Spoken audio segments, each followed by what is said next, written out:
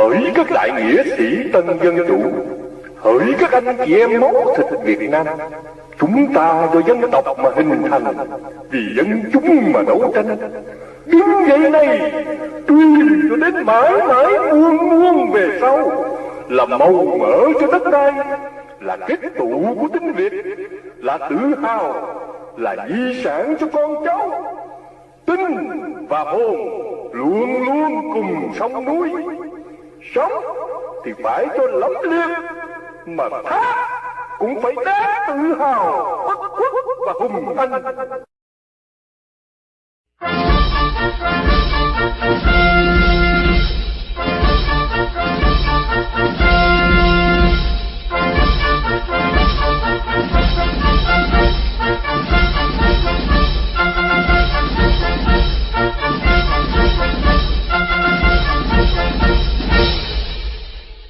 Trân trọng kính mời Đức Quốc Công Đào Minh Quân, Tổng thống Việt Nam Cộng hòa đệ tam, cùng tất cả quý đồng nhiệm trong chính phủ quốc gia Việt Nam lâm thời đệ tam Việt Nam Cộng hòa, làm lễ chào quốc kỳ quốc ca Việt Nam Cộng hòa. Bắt đầu. Cả chú ơi, chào tay, chào.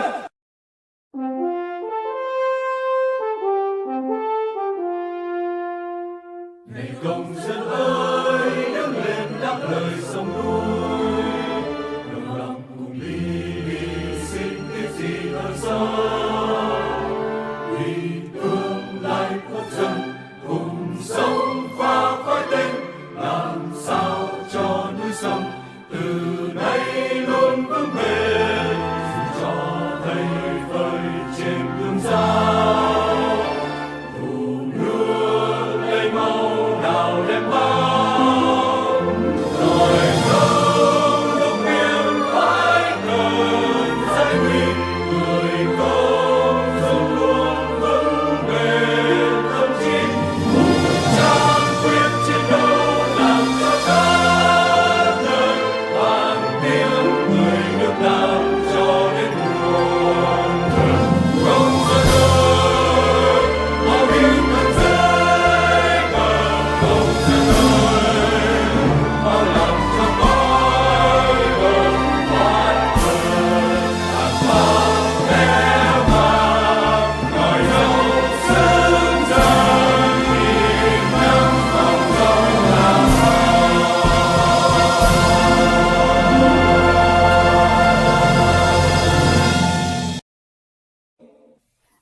Chúng tôi trân trọng kính chào Đức Quốc Công Đào Minh Quân, Tổng thống Việt Nam Cộng hòa đệ tam, và kính chào quý khán giả.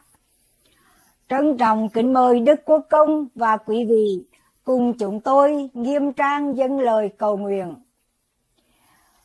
Chúng con là các thành viên đồng nhiệm của Chính phủ Quốc gia Việt Nam lâm thời đệ tam Việt Nam Cộng hòa. Nguyện xin đấng tối cao, Thượng Đế, Trời Phật và hồn thiên sông núi, các bậc tiền nhân anh hùng dựng nước và giữ nước, xin phù hộ độ trì ban phước lành cho chúng con, xin che chở cho đất nước và đồng bào thân yêu của chúng con được thoát khỏi cộng sản và nạn chiến tranh tàn phá. Xin bảo vệ Đức Quốc Công Tổng thống Đào Minh Quân và tất cả những nhà ái quốc chân chính. Xin cho chúng con thêm khôn ngoan, đoàn kết, nhẫn nại, can đảm, sáng suốt để cùng với Chính phủ Quốc gia Việt Nam lâm thời đệ tam Việt Nam Cộng hòa dẫn đưa dân tộc Việt Nam vượt qua cơn hiểm nghèo đến bến bờ hạnh phúc, vinh quang, trường cửu, mọi nhà được an hưởng thái bình, thịnh trị của thời Thượng Ngôn Thánh Đức. Xin gìn giữ và tôi luyện cho chúng con tinh thần Việt Nam chân chính. Sống thì phải cho lẫm liệt, mà thác cũng phải đáng tự hào, bất khuất và hùng anh, đúng theo gương sáng của vị lãnh đạo tinh thần của chúng con đã tuyên xưng.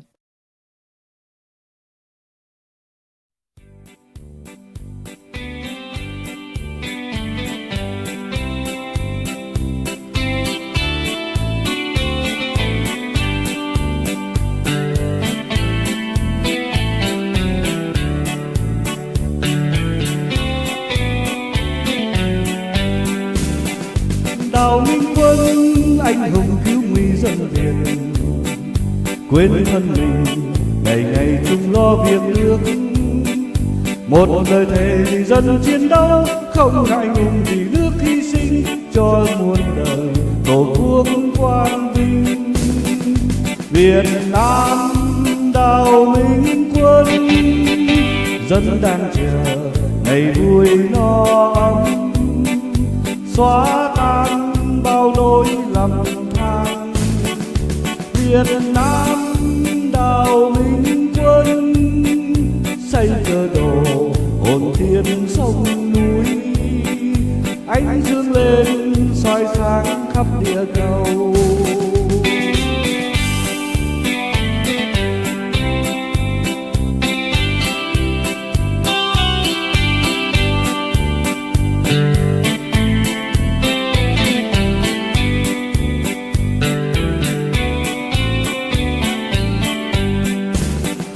Đào minh quân anh hùng cứu nguy dân Việt, quên thân mình ngày ngày chung lo việc nước.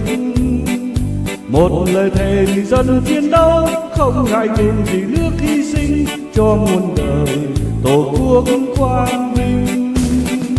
Việt Nam đào minh quân, dân đang chờ ngày vui no ấm, xóa tan bao nỗi lầm than. Việt Nam đào minh quân, xây cơ đồ hồn thiên sông núi, ánh dương lên soi sáng khắp địa cầu.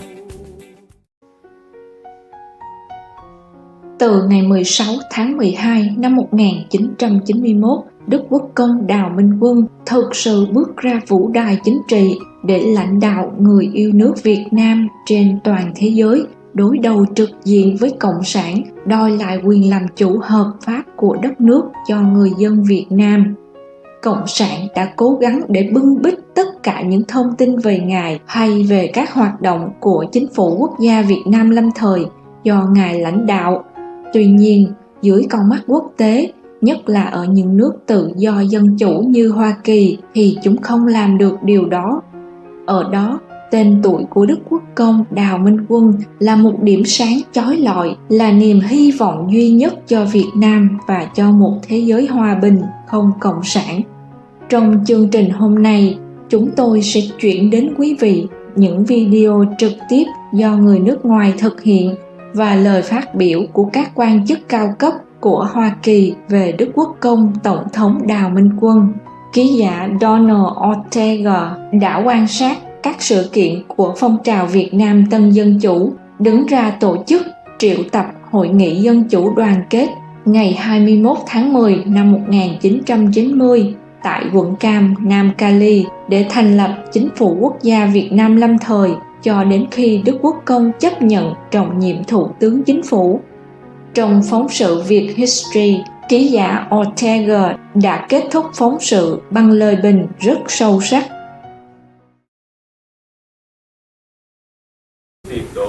It's worth to note that the representatives came from many places and regions, many different organizations, associations, parties, many generations, unanimously and firmly proposed and requested Mr. Dow to assume the role of the Prime Minister of the new Vietnam's National Provisional Government, and there was no criticism to this young person. Mr. Dow Minh Quan has vehemently refused to be assigned by the conferences to lead the newly formed government. He also called the representatives to be patient, to search for a better person to serve the people of Vietnam. Mr. Dow, however, has eventually accepted, by the conferee's prolonged pressure, the new role as the Prime Minister to this new Vietnam's National Provisional Government. It was questioned nonetheless, how can a young man of 39 years of age be active in politics only a couple of years and obtain an absolute credibility from the conferees? The answer is never before has the people's desire to liberate Vietnam from communism been so strong as it is now. It's expressed democratically and unanimously in these conferences. As you can see in this very emotional dissertation, there are many people who are shedding tears and crying because Mr. Dow has accepted the very large task of being Prime Minister of the new provisional government. Những người lão thượng, những bậc lão thượng, những thanh niên Việt Nam sẽ cùng chung mà lo cho đại cuộc bị cộng sản cướp nước, mới nhắm mắt khoanh tay làm ngơ, mới khoanh tay cúi đầu an phận. Nhất phải giải cộng thì thân nhân ta mới yên mồ ấm mã, phải giải cộng thì nhân dân ta mới thoát cảnh đầu đường xó chợ, phải giải cộng thì bà con ta mới có ruộng vườn canh tác,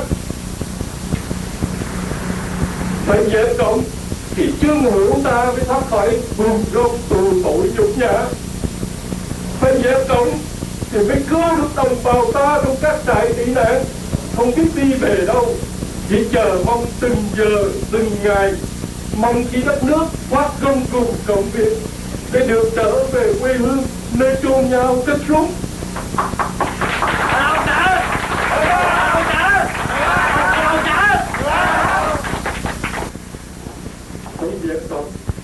Mr. Dow is a very good speaker, has moved the audience to tears. It's just very evident that it's an emotional moment and that Mr. Dow himself has just broke down in tears himself and is now finishing his address to the crying people.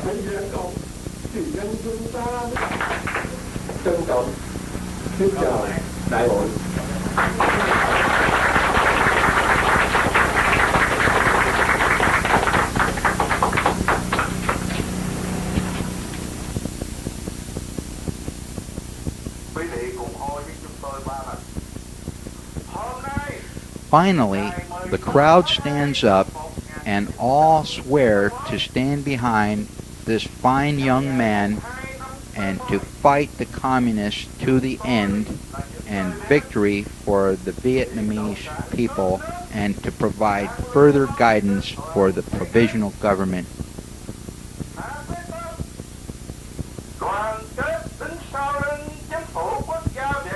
In overseas, after the political organizations failed, the people's trust, yet at this time it seems that the people's trust resumes and bursts out.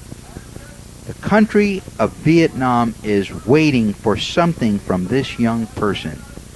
This is a good sign for the country of a free Vietnam. It seems clear that everybody here wishes the best for this new leader who has sufficient energy and courage to lead the national boat victory over Vietnamese communists.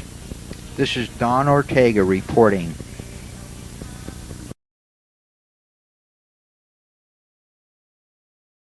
Sau khi Đức Quốc Công tuyên thệ nhận trọng nhiệm Thủ tướng Chính phủ Quốc gia Việt Nam lâm thời ngày 16 tháng 2 năm 1991, đã cùng những nhà ái quốc tranh đấu để lần đầu tiên quốc kỳ Việt Nam Cộng Hòa được treo chính thức và công khai ngang hàng với quốc kỳ Hoa Kỳ. Ký giả Don Ortega một lần nữa có mặt và tường thuật trực tiếp về kỳ lễ Thượng kỳ Việt Nam Cộng Hòa tại San Jose ngày 23 tháng 6 năm 1991 với sự tham gia của hàng chục ngàn người Việt Nam cùng đồng hành với Thủ tướng Đào Minh Quân.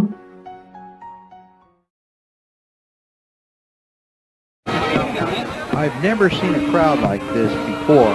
It gives so much honor and respect to such a young person.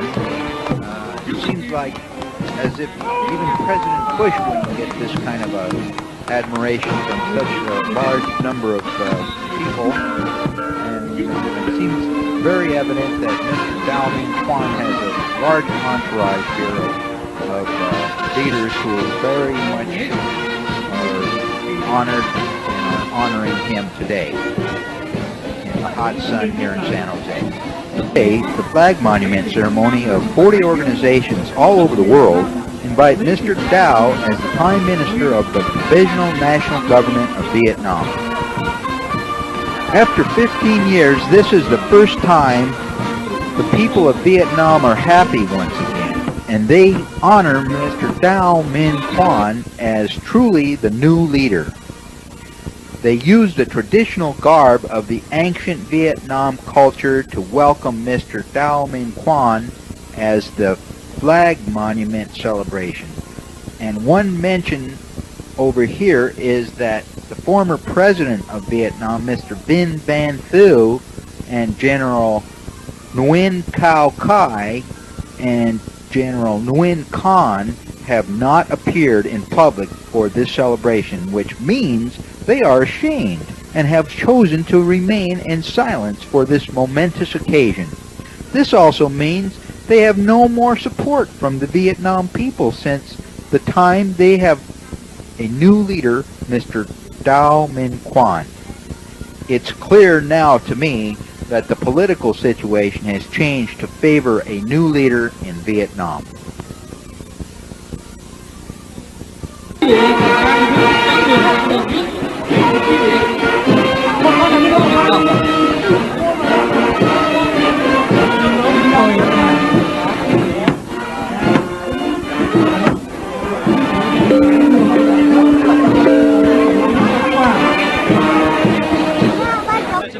Xin mời quý bạn. Sau đoàn cà đàn đến đầu sau đám cà đứng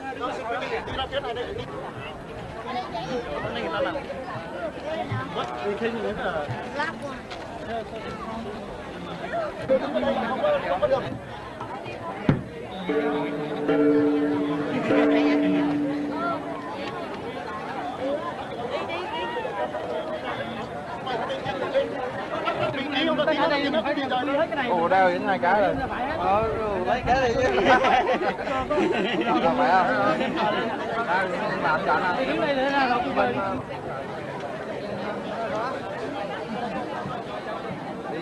Bây giờ quý vị phải bỏ một đường đi ra. Nó đặt nước đi ra, không cho là chúng ta lại sang.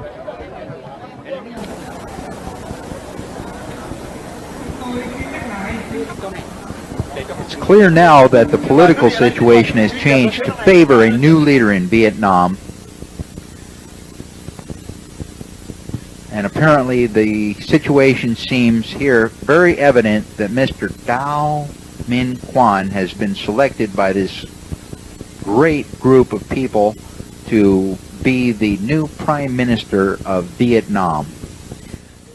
Ngày 16 tháng 2 năm 1992, kỷ niệm đệ nhất chu niên ngày Đức Quốc Công nhận trọng nhiệm thủ tướng, những quan khách, chính trị gia nổi bật của Hoa đã có mặt tham dự. Ngài Barry Truxtun, Chủ tịch Ủy hội đồng minh Hoa Kỳ đã phát biểu như sau.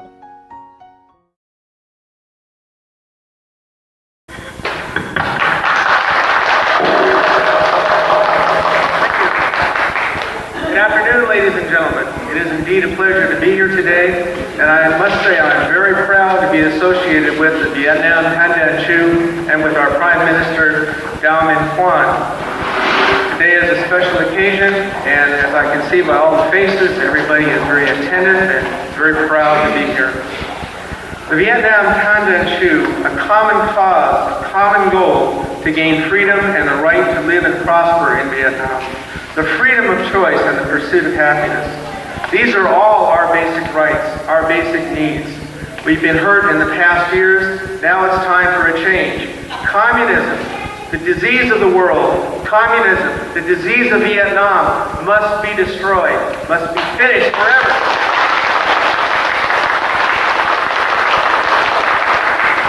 Communism is our common enemy. The United States, the people here today, our country, Vietnam has that disease. We must join together as a strong force, personally, emotionally, religiously, financially, to eliminate this problem forever. The pain, the suffering that we see on these walls When I see that, I hurt inside. I really hurt inside. If everyone in the United States could see these pictures, they would cry. Because this is not human. This is like treating people like animals. Communism is the common enemy of the Allied Associates of America, of the Vietnam Candan-Chu. Next month, I'm bringing a personal message to President Bush. On March 12th, I will announce to him and bring it to his attention what the suffering really is. I want him to see these pictures. I want him to understand what's going on in the hearts of the people of Vietnam. Enough is enough. The time has come for a change, and the change is for communism gone forever. Sometimes we get a little emotional. We all stand together as one, strong and unified through our belief and our faith in God, and the knowledge that Vietnam Candan-Chu, through our strong, proud leader, Prime Minister Đào Minh Quan, one day soon. Once again, I want to thank you for this golden opportunity, and it's been a great pleasure. I hope to work closely with all of you. Ngày 30 tháng 4 năm 2016, phái đoàn quan chức Hoa Kỳ đã đến quận Cam để vinh danh 30 năm hoạt động phục vụ cộng đồng và lãnh đạo công cuộc đấu tranh giải thể ta quyền cộng sản của Thủ tướng Đào Minh Quân. Ngài Jim Daytona Jr., con trai của ngài Jim Daytona, Chủ tịch Chính phủ tác động, đại diện cho chính quyền tiểu bang Los Angeles, đã phát biểu trong buổi lễ.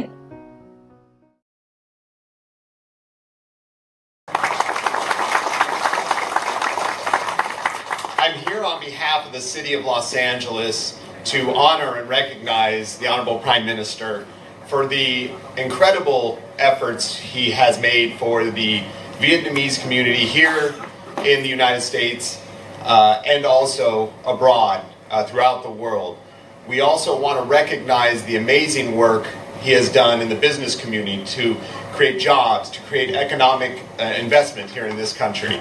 And so on behalf of the City of Los Angeles, we have created a resolution signed by the Mayor of the City of Los Angeles, Eric Garcetti, City Attorney Mike Fior, City Controller Ron Galpern, and the leadership of the Los Angeles City Council, Councilman Herb Wesson, Councilman Mitch Englander, and Councilwoman Nuri Martinez, and to honor the Prime Minister and thank him for all of his efforts and how much it means to us in government who represent the people and throughout the world. Thank you so much, sir. Khi ngài Chủ tịch Chính phủ tác động Jim Daytona trao tặng nghị quyết của chính quyền Los Angeles đến Thủ tướng Đào Minh Quân đã phát biểu rằng However, this resolution is also from the state of California, saluting the Prime Minister for all the great things he's done for the Vietnamese Americans, for those who are abroad in refugee camps, and really for never losing heart and remembering the people and the history of what went on in Vietnam, what is going on in Vietnam. And because of that, I can honestly tell you I've known the Prime Minister some time now. He is one of the most honorable people I know. I am totally impressed by him. I will also say that the people from the White House send their best to you, the President and the Vice President. And again, this is a presentation from the state of California. I'm proud to give it to him, and I know Senator Roberti will be here shortly to address the whole group. Thank you very much. Và sau đó, ông David Roberti, Chủ tịch Quốc hội California, đọc nghị quyết vinh danh Thủ tướng Đào Minh Quân. I'm really honored to be here on this celebration for the Prime Minister, Đào Minh Quan.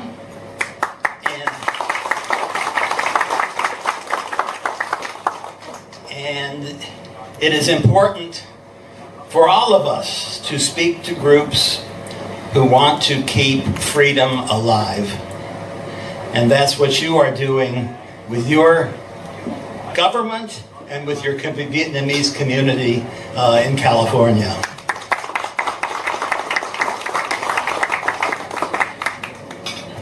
We honor the Prime Minister, and we honor people for a number of things.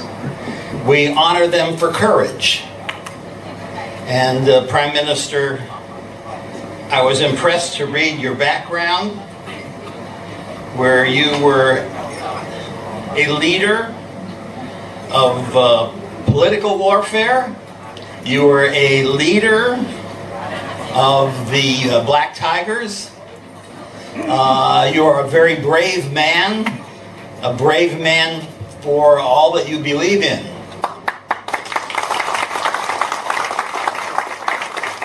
So we honor people for their courage in fighting for what they believe in, but we also honor people for their accomplishments as well. And so I applaud you on this year commemorating your election as Prime Minister of your people. And know that the day will come, one day in the future, we don't know when, that Vietnam will be free again.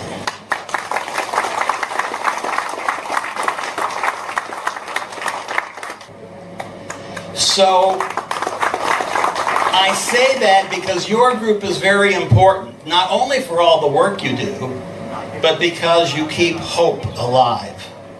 And hope must be kept alive for all the people who struggle for freedom. We don't know when, we don't know how, but we know if you keep hope alive, that great day will come for Vietnam as well.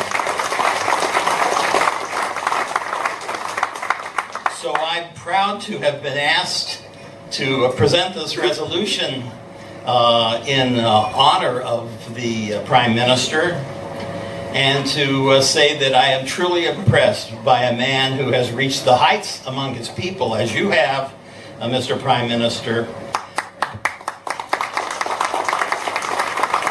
but who has shown extraordinary courage in fighting for the people of Vietnam and continuing that struggle to this very day.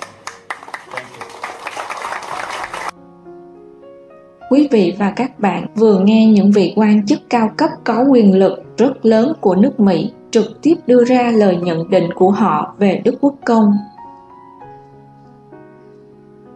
Suốt 32 năm qua, Ngài đã lãnh đạo chính phủ quốc gia Việt Nam lâm thời, song hành cùng chính phủ Hoa Kỳ trong cuộc chiến chống Cộng sản trên toàn thế giới. Sự tôn trọng của đồng minh đối với Ngài rất lớn, nhưng sự hy sinh của Ngài không ít hơn chút nào, nhất là khi Việt Nam chúng ta còn bị phong tỏa bởi Cộng sản. Và vì câu một nhà không tiên, người Việt Nam chúng ta đang sống trong tăm tối khi chưa nhận ra người đang hy sinh để mang ánh sáng tới là ai. Đức Quốc Công vẫn tiếp tục kiên trì làm việc với tất cả nhẫn nhục và chờ đợi. Để kết thúc chương trình hôm nay, như một món quà đầu năm 2023, chúng tôi xin kính tặng quý vị và các bạn một đoạn trong bức tâm thư của Đức Quốc Công ngày 20 tháng 3 năm 2021 như sau. Mỗi ngày là một ngày mới với những điều tốt lành và bất ngờ nhất sẽ đến cùng với sự cố gắng của anh chị em và các bạn. Hãy sống giản dị, chân thành và thật lòng.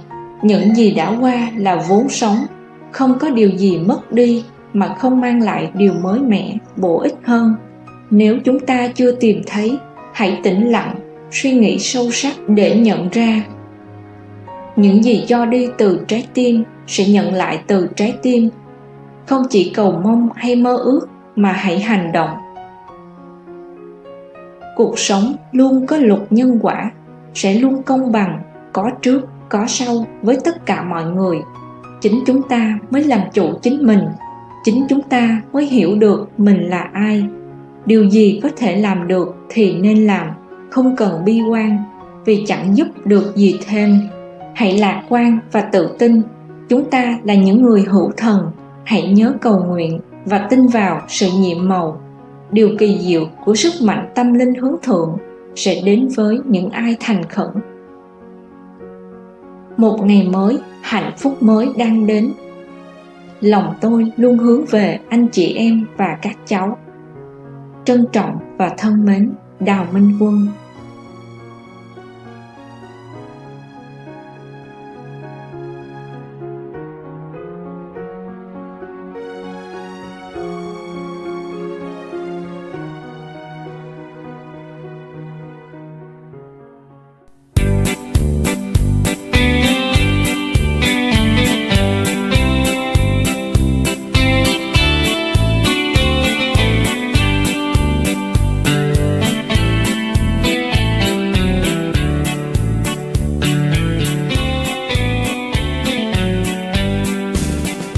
Đào Minh Quân, anh hùng cứu nguy dân Việt, quên thân mình ngày ngày chung lo việc nước. Một lời thề vì dân chiến đấu, không ngại ngùng vì nước hy sinh cho muôn đời tổ quốc quang vinh. Việt Nam Đào Minh Quân, dân đang chờ ngày vui no ấm, xóa tan bao nỗi lầm than.